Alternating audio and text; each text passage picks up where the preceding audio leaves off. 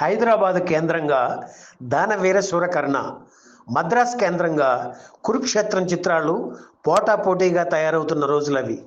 సంక్రాంతికి ఎలాగైనా విడుదల చేయాలనే లక్ష్యంతో రాత్రి పగలు అనే తేడా లేకుండా 2 చిత్రాల వరకు జరుగుతుంది. నిర్విరామంగా జరుగుతున్న దానవీర శూరకర్ణ చిత్రం షూటింగుకు ఒకరోజు రాత్రి ప్యాకప్ చెప్పారు డైరెక్టర్ ఎన్టీఆర్. శకుని పాత్రధారి ధూళిపాళ మేకప్ తీయడానికి సిద్ధం అవుతున్నారు. ఇంతలోనే మేకప్ తీయవద్దని, ఇంకొక షాట్ తీయాలని ఆయనకు కబురు వచ్చింది. అబ్బా మళ్ళీనా అని అలసటతో విసుగ్గా అన్నారు ధూళిపాళ. ఎందుకంటే విశ్రాంతి తీసుకోకుండా గంటల తరబడి ఆర్టిస్టులు అందరూ పనిచేస్తూనే ఉన్నారు. అయినా తప్పదు కనుక విసుగు ముఖంతోనే సెట్లోకి వెళ్ళారు ధూళిపాళ.